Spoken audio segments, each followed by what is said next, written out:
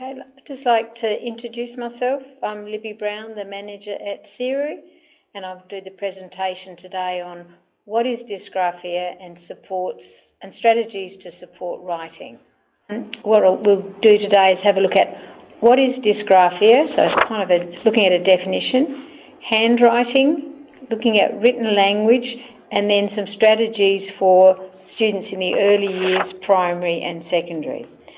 So one of the critical things to remember, of course, is that writing is not the mirror image of reading. So we really need to understand that writing is quite a complex task. So when we talk about writing, we're talking about constructing meaningful text while writing that draws on visual, auditory, vestibular, kinesthetic and proprioceptive systems, as well as cognitive, language and executive functioning.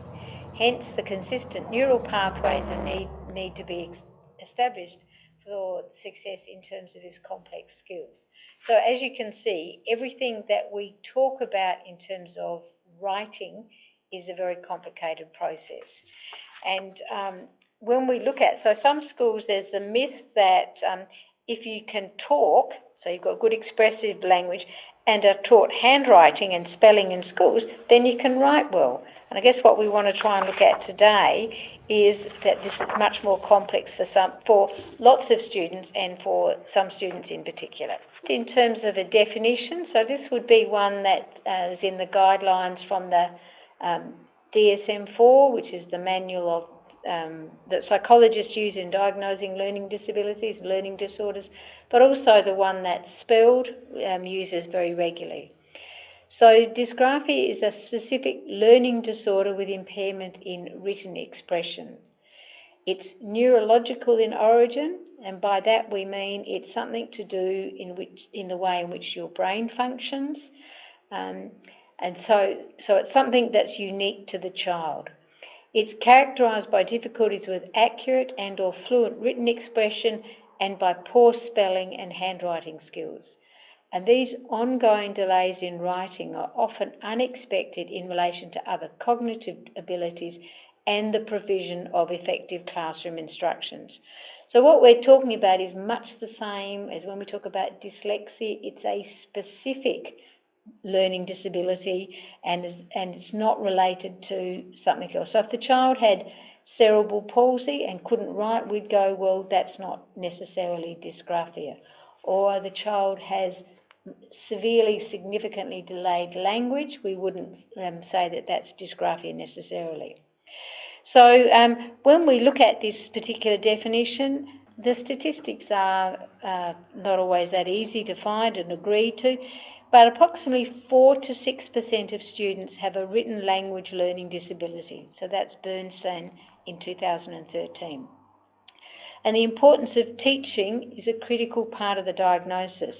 So what we're looking at is how does the child respond to intervention? And of course we're wanting evidence-based intervention. So dysgraphia then probably wouldn't be diagnosed until the child is between 6 and 7, but meaning they've had 12 months or more at school to explicitly learn how it is that they need to write. Dysgraphia, because we like to give things lots of different names, is often known by other terms. So sometimes it's called a developmental coordination disorder, and that's shortened to DCD, or simply a specific learning disorder with impairment in written expression. So they're probably the most common terms that you would come across. If we look at dysgraphia, we can often see it divided into two types, so the motor-based and the language-based. And of course, a child can have one of these disabilities or difficulties or both. And the other thing that won't surprise teachers is it often occurs in conjunction with dyslexia. And in terms of exclusion, so it's not a language difficulty. So, if we say the child can't talk, and often they may have difficulty with writing, again, that wouldn't be seen as dysgraphia. We have lots of children in schools that have motor difficulties, and some children will grow out of those. But what we're looking at for dysgraphia is the student has real difficulty getting their ideas onto paper. They have good ideas, but they really just can't work out how to get it down. In the past, we might have referred to some of these kids under, we talked about developmental coordination disorder. Sometimes students might have been diagnosed with a form of dyspraxia, or described as a clumsy kid, or even as having minimal multiple brain damage. So it's a term that's been around for a long time, but really what we're looking at is just that specific difficulty in terms of writing. Developmental coordination disorder is going to look different at different ages, and it's one of those things where children tend not to grow out of it. So with no interventions can have actually quite a lingering effect on the student, both academically and socially. One of the things, of course, you might see in the early part of school will be very clumsy children. And a number of years ago, our department used to run a program for poorly coordinated children. Some of you may remember it. And that was where they would identify students that had difficulty with catching balls or bouncing balls or hopping or skipping, mostly gross motor you'd start off with, and then what they would do is put some interventions in place to see whether the students or the young children could respond to the opportunity of practice. So they would do gross motor skills first, and then looking at some children with fine motor skills. If we were going to, probably if you need a checklist, if you found a gross and fine motor skill checklist, that would give you some ideas about what people would expect to see in a 5-year-old, in a 6-year-old. They're just a good way of having a look at a guide. So we've talked about with the gross motor skills, you'd often see clumsy kids who fall over, trip over their feet, have difficulty on climbing onto the equipment at school. When we're talking about some students that have fine motor difficulties, we might see those students have difficulties with getting dressed, so doing up buttons, tying laces, may have difficulty in terms of feeding, and other skills such as cutting. So in a junior primary classroom, real difficulties with the cutting and pasting, trying to get the paste on the correct side of the paper, turn it over, put it down. So all of that motor planning can be another area that would work. In terms of some of the other professionals that might be involved with children with developmental coordination difficulty, certainly a lot of OTs work in this area, and physiotherapists. They're the ones that some of the children may well have easily been involved with prior to coming into school. So as I said, it can look quite differently in terms of different ages. And one of the things that we certainly see in a school setting is that the experience of the child or the learner at school can have some real impact on their learning. When we talk about learning is related to experiences rather than just straight chronological age, although of course they do go together. Quite different experiences related to the sort of activities they're doing out of school. Kids aren't doing what you and I might have done, which is riding our bikes to the local park, being able to play on the equipment without any helicopter parents around. But we're seeing children that have got quite a lot of different experiences in those years before coming into school. So we've seen increased diversity in young children beginning school due to reduced or altered experiences. So we can see some students in terms of eating. They may have difficulty managing varieties of foods because nobody's expected them to taste different things, or certainly have very limited experience with knives and forks. Students can have difficulty with dressing, and sometimes, and any one of you that is a parent is probably aware, sometimes it's much quicker to dress them than to wait for the time for the child to decide that they actually want to dress themselves. In relation to rough and tumble sort of play, that experience of being able to learn by experiences, and often we talk about safety concerns. I mentioned before about children being able to ride their bikes in the park or on the roads independently, not something that we would see happening as much today as it would have done in the difficulty. So sometimes poor motor skills could be actually related to a lack of opportunity, or it could be related to great genuine difficulty. And of course we all know that some children that have difficulty in one area are reluctant to actually try it. So both of those things kind of can go together. So what we need to be able to do as educators is find out how we can actually teach that skill. And that's really what the most important part of our interventions. If we look at the basis of learning difficulties, as I said before, it's often related to the brain, or part of the brain functions slightly differently. So one of the things that we want to look at is then we need to look at the importance of teaching handwriting. Again, something that was done a lot in the past, and I think varies across classrooms and schools at this stage, but needing to know that really explicit teaching of how I go about handwriting. And one of the reasons we want to get correct handwriting is to build up what we call the neural pathways. So we might want to do the big motor movements related to letters before we get into the fine motor skills of the actual letter formation. Because the important thing we need to remember is it's easier to learn correctly than it is to unlearn. Once I've learnt to do something the wrong way, it takes me a lot of effort to actually unlearn how I'm doing it.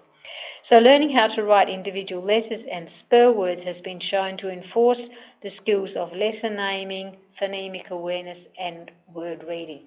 So as we can see that handwriting and early reading skills go very, very closely together. What we've also got to do is understand the world from the point of view of the student. What we can see here is just a couple of quotes, 3 quotes from students. The first one saying, "I know the answer, but my hand won't write it," and that's by a student in Year 2. Another one is that a Year 10 student, "I'm not stupid. I know the answers, I just can't write them down. Ask me the questions and I'll tell you the answers." And a parent's comment where they're smart but lazy. So we've got a student that is able to see that they're not able to do what other people are doing. So as I said, it can have a lot of impact in terms of the psychology of the child who gets to the stage where they decide it's all too hard and I don't want to do it. And they may even bring out the famous saying is, "This is boring."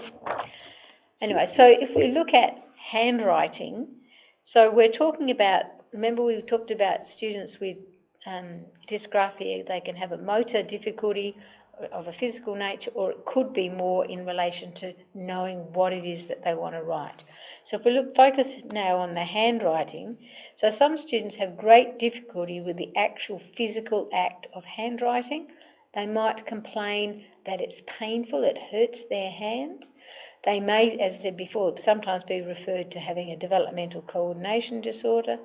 And remembering back to one of the earlier slides that writing is a complex task. So you're organising the ideas in your brain, and then you have to be able to keep them in your brain long enough to be able to work out how you're actually going to write them down. So often it's the fine motor skills as well as the working memory. So as I said, it can be quite a complex way of trying to make a diagnosis. So in terms of interventions, one of the critical things we talk about is teaching handwriting. So a lot of you can often get advice from occupational therapists about some of the pre-writing skills. So we need to look at what are some of the skills that come before writing. We might need to look at some of the environmental issues, such as where is the child writing? Do they have a desk? What does the desk look like? We might go into things such as pencil grips to try and reinforce for students to have that tripod grip. And then more importantly, we want to be able to teach the correct letter formation. Handwriting text is a visible language in which functional difficulties are recorded for all to see. So what happens is once I put something down on a piece of paper, everybody can see what's there. They can see that my handwriting is really awful. So I might be the sort of student that decides, I don't think I want to write anything down anymore because it looks so awful. And if I don't write it down, maybe nobody's going to correct it and I won't get into trouble. We could have, for example, some students that are really gifted students. They may be having language skills well in advance of their age, but when it comes to their fine motor skills, that could be age appropriate. So when the child goes to write something, it looks like what a 5-year-old writes, but the child's brain is seeing themselves and their language at a much higher level. So for some of those students, it's better to avoid writing at all costs. And so maybe I'll just tell stories and do other things. So certainly teaching of handwriting is really important. And there's lots of apps and programs that are around to specifically teach handwriting, teaching directionality, and making sure that, as I said, we make it as easy as possible for students. A number of years ago, we had a school psychologist from Queensland that did a lot of work with us here in South Australia, a lady by the name of Diane Jones. And one of the things that she looked at in terms of handwriting, which is about when do you start to actually teach correct letter formation? And what she argued was that when the child begins to draw words, that would be when the developmentally appropriate instruction is required to teach letter formation. So and again, looking at that notion, preventing failure is much better. We want to do that at all costs, so we need to explicitly teach the handwriting. So it's better to know how to do it correctly the first time. So if you look at any of the charts that are around, so the South Australian Education Department has got a handwriting guidebook, and they talk about the order in which you would teach letters. So we talk about, we don't just do it in alphabetical order. What we want to do is try and remove the visual confusion of different letters. So the ones that look the same, the B, the D, the P, the Q, don't teach those at the same time. See if we can make those more distant in terms of the timing so the child's learnt it before they get there. So for modern cursive handwriting, this means letters can be taught in the following groups. Start with anti-clockwise.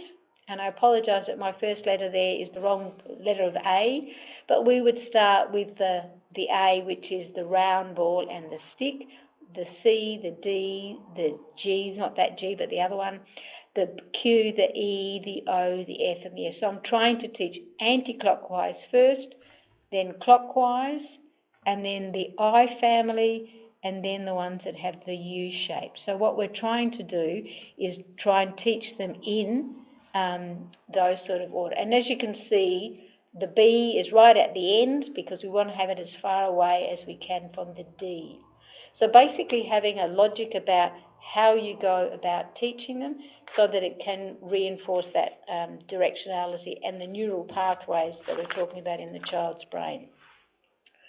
So if we look at the letter B, again, we start at the top where the number 1 is. So you can do the verbal prompting with it. Start at the top, down to the bottom. Now we come around and do the circle. But just giving children that practice of how you go about doing it. The presence of dotted lines, again, there's quite some controversy about that, but why not if it's easier to do it? If we look at some of the computer apps, they often have a little ball with the green on it. This is where you start, and you can run your finger over it to get that sort of pattern, and you go to the stops, the red, which is the stop. So when we talk about letters, one of the things that's often easier in the first instance, you can notice below we've got the second line with the B, we've got a bit of a path for the child to practice in. Dot to dot is much harder motor skill than actually keeping within the line. So we can make these as big as possible. Starting big and going small is one of the things that we would look at. So again, being very explicit in those early stages in terms of how you would teach the letters. The other thing, of course, is important is how you sit. So we've got the back upright, we've got the feet on the floor, the hand stabilising the paper, the child's back against the rest, somewhere for them to put their feet that's comfortable, and we've got the non-dominant hand holding the paper whilst the dominant hand is there. So certainly the correct letter formation and the environment, the seating is really important. And then for some students, we can intervene with some things such as pencil grips. So here we call these low-tech devices. What we've got here is a whole lot of different pencil grips, and the one that you can see in the bottom left-hand corner, which is a fascinating pen that some people find really useful. You can buy them in adult size and child sizes, but what it does is just help you position your pencil and support it in your wrist. And if you want to find out where you can get these devices from, it's an amazing website, and it's called pencilgrips.com. So a very complicated website, but you can Google that quite easily. What they'll do is send you out a whole kit of different types, and you can try them out and then work out which ones actually suit the individual and work for them. So as I said, so we've got that notion of low tech. Now we've got a bit of an activity. So one of the things that we talk about is fluency of handwriting. We also talk about automaticity of sight words and automaticity of letter sounds. We're also talking about automaticity of the alphabet. So the task here is write as many letters or words of the alphabet that you can in a minute. So I've got 3 different activities, so you can pause this tape and give it a go. So how many lowercase letters of the alphabet can you write? So we want correct letter formation and correct order. Now what you can do, if that's a bit too not challenging enough, look at doing an uppercase and a lowercase. And by that I mean a capital A and a little a, then a capital B and a little b, and you go through the alphabet like that. Or you could do something like write the months of the year. So I'll give you, well, what you need to do, we won't do it now, is just give yourself a minute to see how many you can write. So what we can look at is there's some guidelines against year levels, but probably one of the things that you might want to do with your students is, who's the quickest writer in the class? What do they do? What's an average child? What do they do? And what do your very slow students do? And what you can do is then that gives you, rather than an average, it gives you, within my class, this is what kind of students are able to do. And if the student can write at this particular speed, that means then they've got the automaticity to be able to go on with their work. What we can do is have a look at some guidelines. So this is looking at how many letters can you write. So we've got them by year level. We've got them if you just did the lowercase, if you did the upper and lowercase, and then we've got the word reading.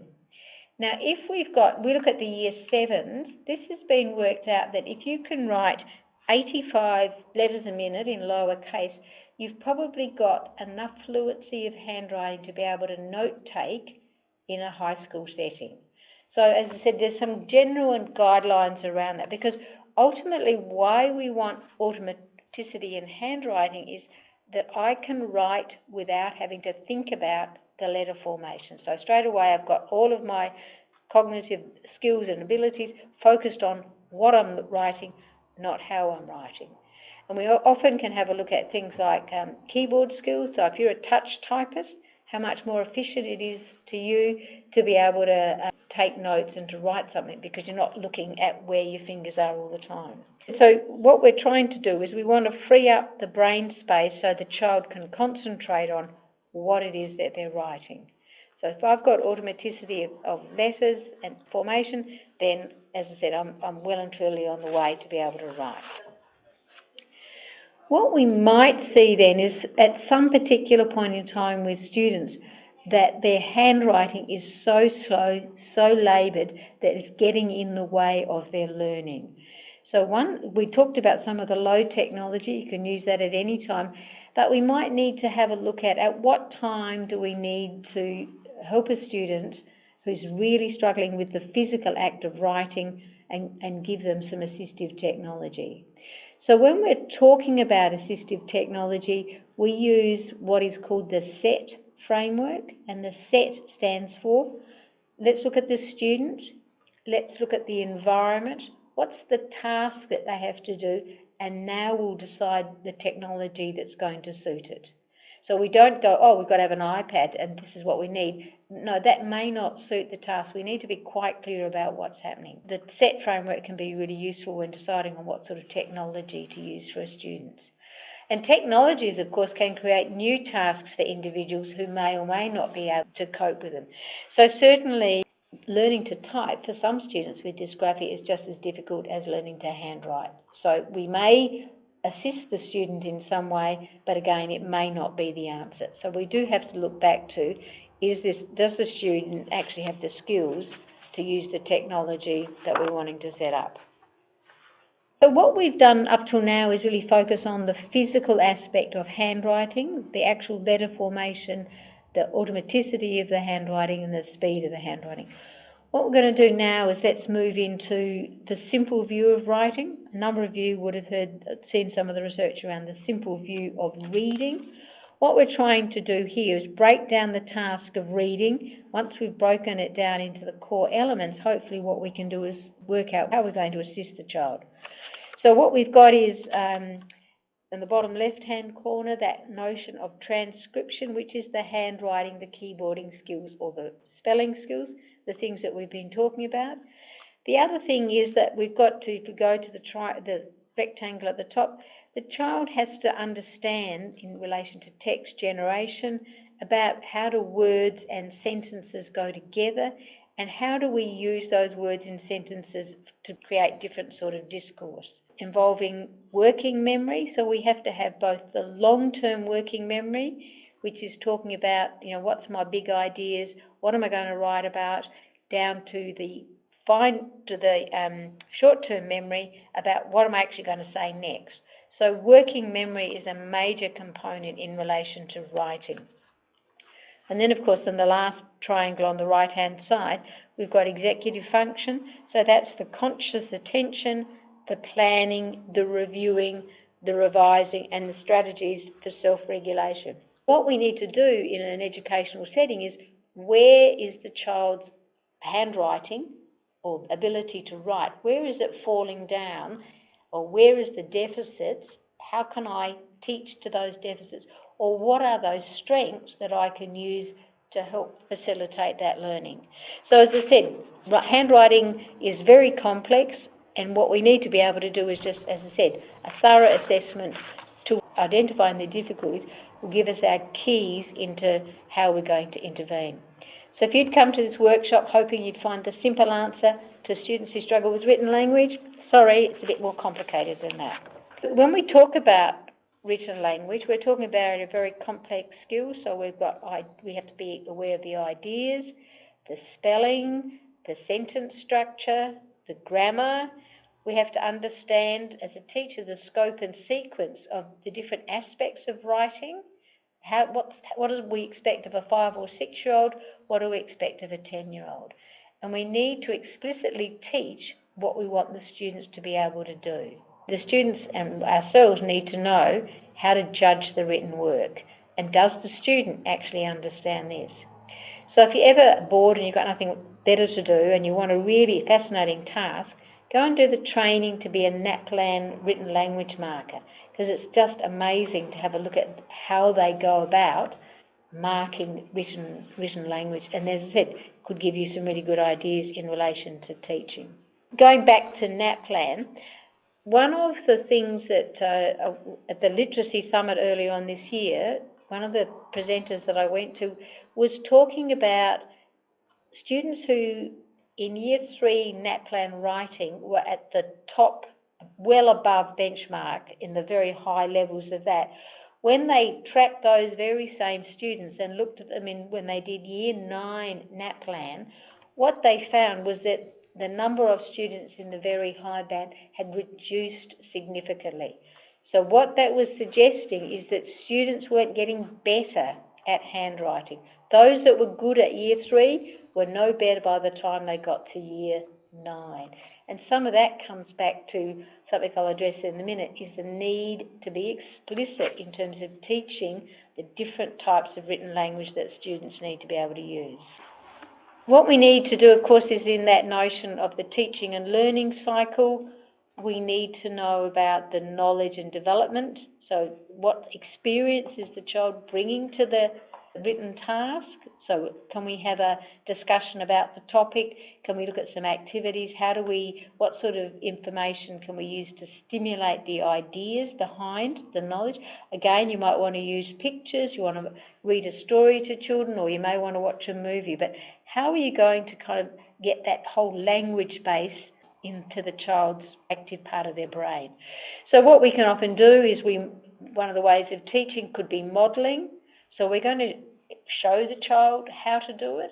We could do something like a joint construction, which is I'll write the first part and then you can write the next part. And how do we make a really good story with combining ideas from different people? And we could also vary the joint construction by looking at who's going to be doing the writing of it, who's going to be doing the talking, how do we share that around.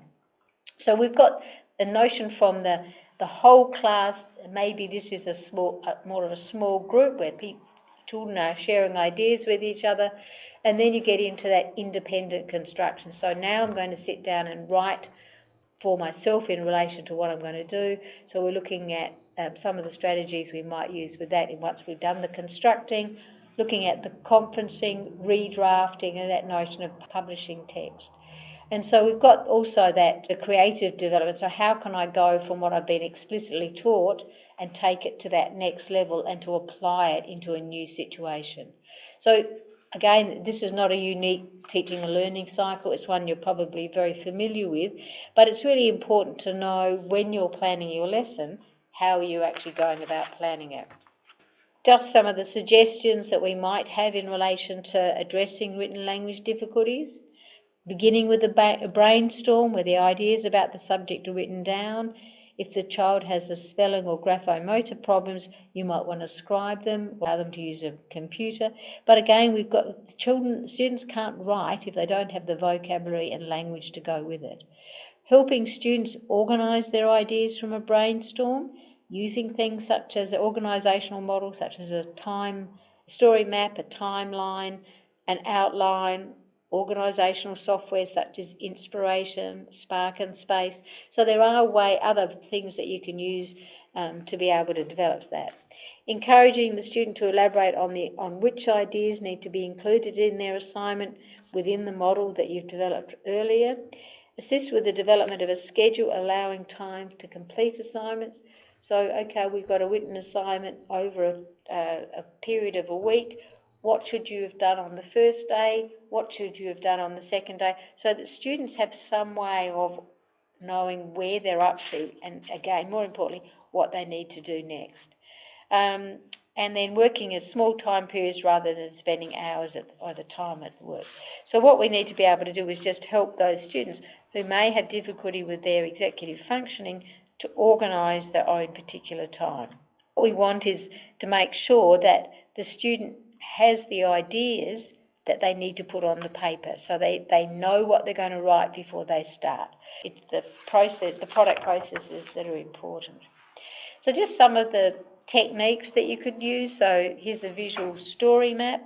So we've got, the title and the author in the middle, the characters, the plot, the setting, the problem and the resolution. So lots of stories follow a fairly similar pattern. So we could encourage some beginning writers to follow this pattern step by step. Some of your advanced writers may be able to have all of those elements in there, but not need to follow it through step by step. Because what we want with a story map is to get away from on the weekend I went to grandma's, then I had some chips, and then I went to the playground, and then I had a swing, and then I did, and then. So the student will tell a story, but with no structure or organisation. So for some students, getting them to put it in a plan can be a really good way of doing it. Sometimes we've got students who know a lot about a topic, sometimes helping them structure it so that they do what is required rather than writing a 25-page novel that never gets finished. This next one is probably a very good one for some of those more able students to help them get organised, to know I need a title, I need to get my message across, I need only 4 main points, and here, so what I've got to do is control how much I write to make sure that I'm actually completing the assignment that I'm particularly doing. So there's lots of examples of this you can get on Pinterest or off the website in a number of areas. Some of the graphic organisers that Paddy Trapeau does, or Carol Ann Tomlinson, there's a lot of resources around that can help you with different ways of writing the narrative. And I think most people are familiar with the famous hamburger, which was the one that lots of people did for the very first NAP plan, I think it was. So it's said, having a look at different ways of organising. So if we're talking about students in the early years, let's just kind of be mindful of what can the student do. If they can tell a good story, that's a start. Can they sequence events? Do they have an extensive vocabulary and a good imagination? So if they don't have any one of those particular things, how could you help them extend their vocabulary? How could you teach them the structure of a good story? So we need to be clear about what do we want the students to do, and we need to be mindful that we've actually taught the students how to do it. We need to give specific feedback. So, well done, lovely story, 10 out of 10. Or in my case, when I was at school, 2 out of 10. Didn't really help me to know what to do next. So we need to give specific feedback. Your story was exciting. Your story had lots of capitals in it. Your story had lots of correctly spelt words or correctly formed letters. Whatever it is that you've been working with the child, that they have some feedback that's of a very constructive nature. So this is just one that you might use in the early years. So who's involved, what happened, and what happened in the end. So that's a very quick way of trying to use a scaffold or a visual to explicitly teach the sequence that you might have in a particular language. The other areas that can be really useful to get some ideas about would be the scales for students from culturally and linguistically diverse backgrounds. Some of the strategies there in explicitly teaching written language are really useful and can be generalised across to a whole range of students. The CALD scales are often looking at the difference between the oral language, which students from different backgrounds often master quickly, but what they fail to do is learn how to write. They can talk, but their written language is really oral language on paper, and that will get in the way of a number of students doing very well in secondary school. So just another one here. So maybe one of the writing processes, begin the writing first, having a rough draft from a model, edit the vocabulary used, looking at the sentences, grammatical constructions, the mechanics, which is the spelling and the capitals and punctuation and paragraphs. So be clear about what is it that you're wanting the student to do and make sure that you're teaching it. One of the ways that we look at is, of course, we can have some visuals here and ways to prompt memory. So this is COPS, and again, it's a catchy tune. You can give it to students. They can have it on their desk. So COPS means when you've finished your written work, what I want you to do now is, you have to do this before you show it to me or somebody else. Have you got some capitals? Is it organised? Do you have some punctuation? Do you want to just check the spelling? And then whether you've got SPI, which is the statement, proof, information and example. So just a way of trying to, that's another example of an acronym that you can use. But just being quite explicit to the students about what you expect and, more importantly, how they're going to respond to it. What we can see here is a fantastic piece of written work, which gives us lots of examples of what a child might be doing. Now, we would completely overwhelm the child if we made a red mark against every particular error. But I particularly like this piece because what it does is it shows me the skills that the child has already done. This child actually had dyslexia as well as some writing difficulties. So we've got the beginning there with once upon a time, which of course phonetically I can read that. Most junior primary and primary teachers can read that one as well, because she's writing it as she says. But every now and then you see that this child has got some interesting kind of spelling approximations. So the word through, THROOW, that does in fact say through. Not quite the right letter formation, but she's getting there. Water, WORTE, again a pretty good approximation.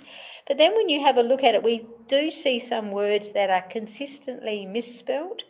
So can and said are consistently misspelled, which at least tells us we need to teach her how to write the word spell.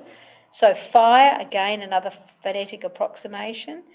But as you said, you can have some time to have a look through that, and you can see the attempts that the child is making, and this will give us some really good examples of what to teach. So we've got the presence of capital letters.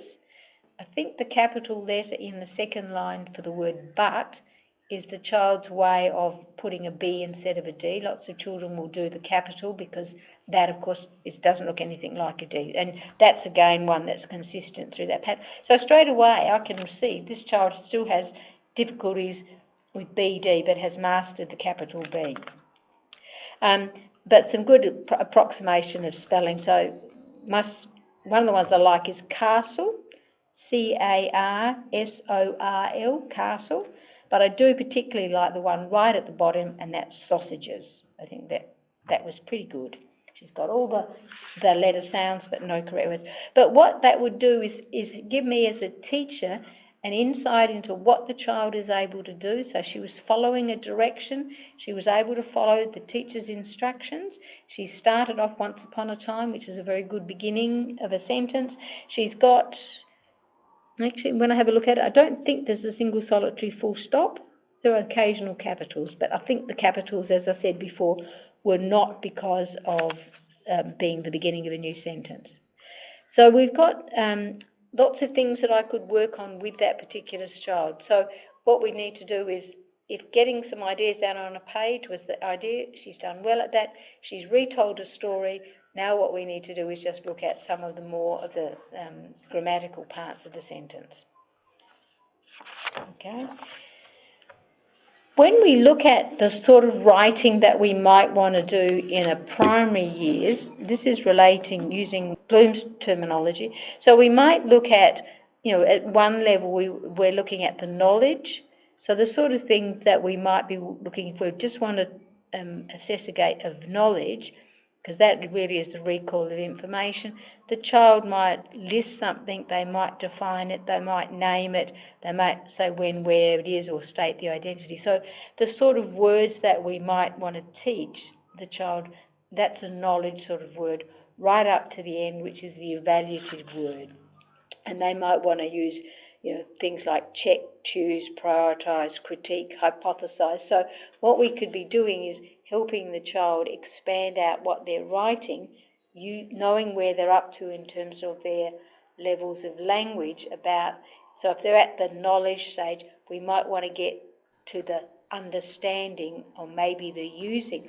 We wouldn't jump, for this, some students, straight to the judging. Some of them may be able to do it, but we could target in our classroom where we're going to go with the different activities so that we can be differentiating the same task for the different levels in the classroom. So the next two slides are just some examples of using a few prompts but with a visual. So when I'm my plan for telling a story, when did it happen, who was involved, what happened, and where did it happen? And again, you could use this at any level, just as a visual prompt.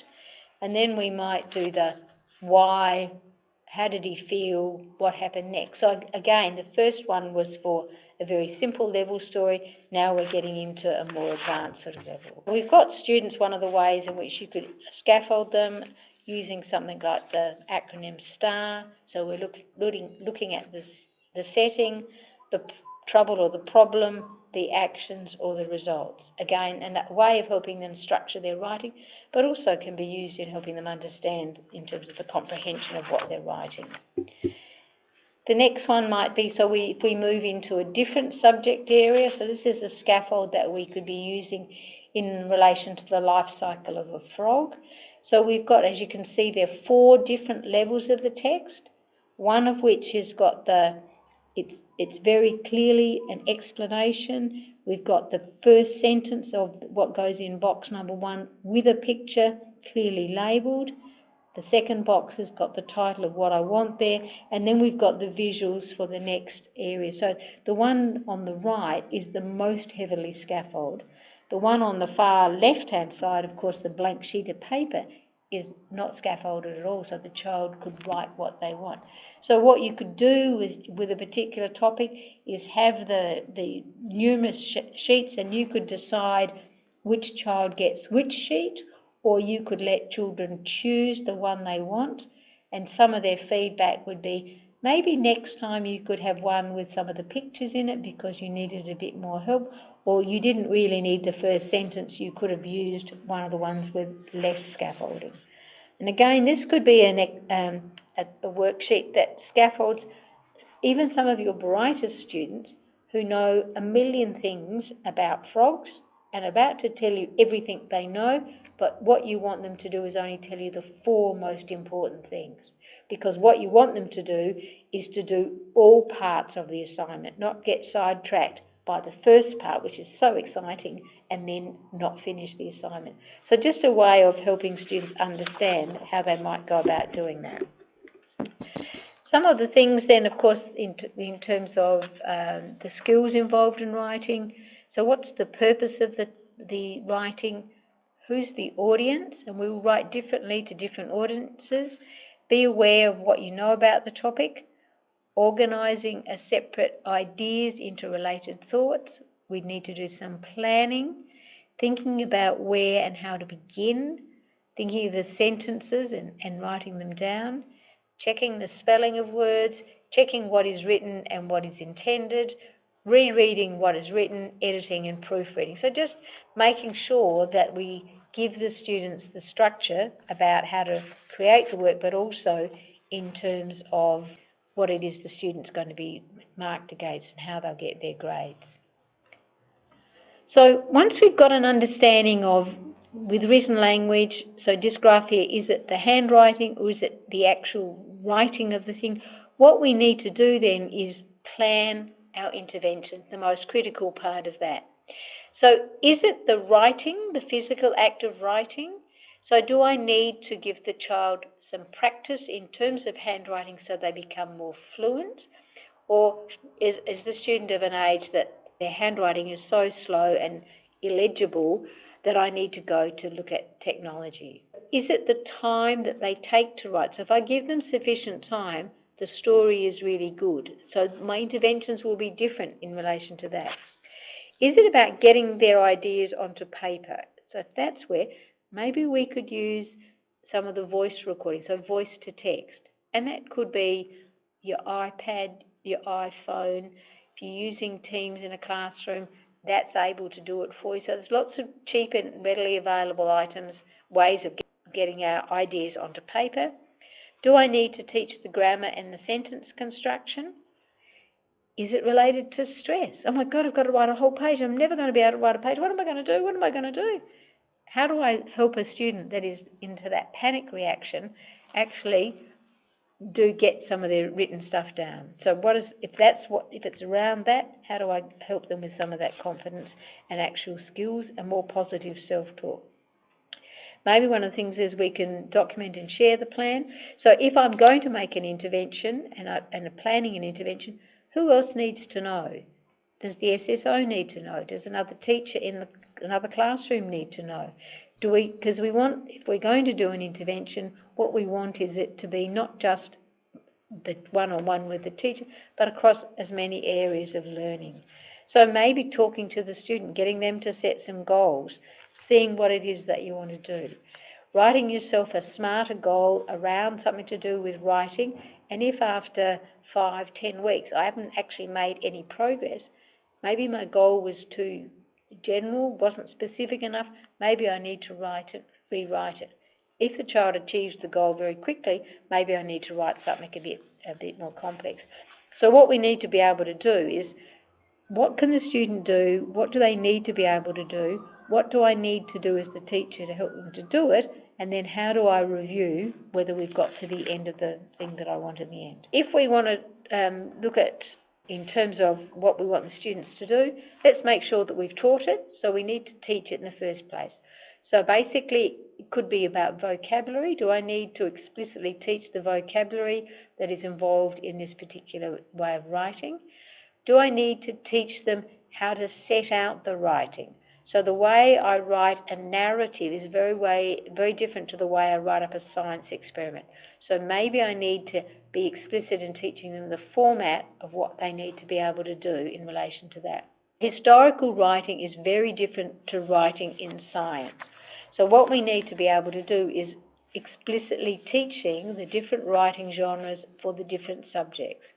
So in a school, do you have a literacy scope and sequence? Do we know which year level, which particular type of writing is going to be introduced, so that the next year's teacher may know this wasn't taught last year, I need to explicitly teach it. Or it was introduced, it wasn't consolidated, so I need to revisit that. Looking at how we might use some of the scaffolds and different templates. So there's lots that you can see in relation to, if you had to do a compare and contrast, how might we be able to do that? If I'm going to prepare an argument or a debate, how's that actually set up? We also, as I said before, need to make sure that we teach the specific text types. So the report, the recount, the narrative, procedure, explanation, exposition and response. So how do we make sure that we've explicitly taught all of those? One of the things then, if we look at secondary teachers, now there was a statement a number of years ago that said that all teachers are teachers of literacy, and I'm sure that a number of secondary teachers who are maths teachers going, oh, I don't think I'm one of them. But probably what they should have said is that all subject teachers need to teach the literacy of their subject. So really, if I'm a geography teacher, I need to teach you how to write as a geographer. If I'm a science teacher, how do I write as a scientist? English teachers, I've got to teach about how to write as a novelist or as a critique or a range of other things. But what we need to be making sure is that in a secondary school, that subject teachers who are the experts in their subject teach students how to be expert writers in that particular subject. One of the other skills that often we assume students have, and that's the notion of note-taking. Often very important as we move up a secondary school to know how to take notes, and we may need to explicitly teach that, because note-taking is not writing down everything that has been said. It's about being able to pick out the key ideas and get those down in order. Looking at, for some students, what sort of adjustments do we need to put in place? So maybe by the time I get to secondary school, being able to type is what I really need to do as opposed to handwriting. Am I allowed to record what the teacher is saying? Because I can't keep up, my working memory is so poor, I can't remember what the teacher says, but if I play it back, I will have a better understanding. Or can the teacher give me the outline notes so that I've actually got the framework of what we're talking about, and then I can construct my text around that? Is extra time what the student needs? Time to consult, to look at the reading? Maybe my reading is slower. If I have extra time, is that what's going to help me do that? Can I use a laptop or an iPad or a computer of some sort?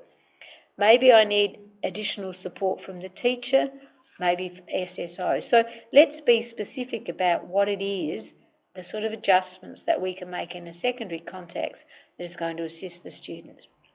Maybe we give them writing templates or scaffolding. One of the things that we often look at is, if we're talking about SACE, so if we want students to have an adjustment in SACE, one of the things that we often have to do is have a history of the adjustments that have been put in place. So if I'm a year 7 or 8 teacher, I might need to start recording that this particular student has been able to use a laptop for all written language, or has been able to use Dragon naturally dictating. Whatever program they're using, I need to have that history of it. So in the secondary schools, as I said, all teachers need to be able to explicitly teach the literacy of their subject. So just some of the things in it we might need to look at: helping students with their drafting, their revising. We talk about wanting students to conference their written work. Maybe they need support with editing. Maybe we need to encourage them about how to proofread something, and then what does it mean to actually publish your work. So where is the student up, and how do we teach all of those different aspects of writing? Okay, this next slide, again looking in a secondary context, is a bit of a checklist for teachers. So lots of secondary teachers will use written instructions about what the student is required to do. We need to make sure that the students can actually understand what you have written. So is the clarity of purpose, is it quite clear about what the student has to do? Have you used any visuals to help some of those students who may have difficulty, the context of what you're doing? Looking at the text complexity, have you kind of broken it down so there's one idea per sentence? Looked at the headings, the use of boxes, the use of bold text, and does the student actually understand why some things are in bold? What about the accessibility of the vocabulary? So the importance of teaching the instructional words, pre-teaching the key core vocab. Now, we certainly do that with any students from a culturally and linguistically diverse background, but this is one of the areas that the speech pathologists have often talking about, is the importance of understanding the vocabulary of the area that you're talking about. And is there clarity of instruction? So are the instructions, in bold, if that's clear about what they're doing? And have you written the idea to be written about is at the top of the page and the assignment sheet? So really what we need to do is make sure that if we're giving students written instructions, that it's clear around what it is that they have to do. In terms of SACE, so I know that this has been a hot topic in the past. People should go to the SACE website because there's been considerable changes in relation to adjustments for students with, and often it's students with dyslexia and dysgraphia that we're talking about. So the school identifies and implement reasonable adjustments such as extra time, rest breaks or word processors. The school establish the eligibility for special provisions and get approval from the SACE board for stage 2. And this has come from the SACE website.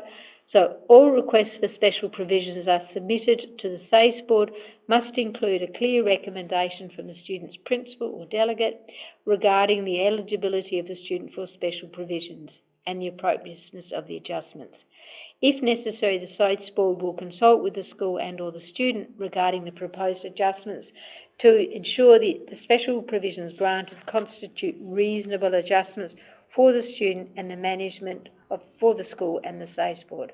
So I did mention earlier, if we've got students whose dysgraphia is to such an extent, or dyslexia, that they've had to rely on assistive technology, that needs to be clearly documented to say that this is the adjustment the student has had over a long period of time. Being diagnosed with dysgraphia in term 3 of year 11 and saying I need additional time is hardly an adjustment that has that evidence behind it. So as I said, it's moved from lots of kids getting private assessments from psychologists and occupational therapists to the school makes the decision based on what it is that they've been doing. I've talked through a lot of issues. I haven't had the opportunity to have any discussions or questions with people, but on that slide you've got my email address and phone number. I'm based at SERU, which everybody of course knows is down at Marlborough Street at Henley Beach. You're welcome to come visit. You're welcome to text me with any questions, and I can provide you with ideas, resources, suggestions. If you want any particular resources to borrow, you don't even have to come here. We do web orders. But feel free to contact us if you have any questions. Thank you.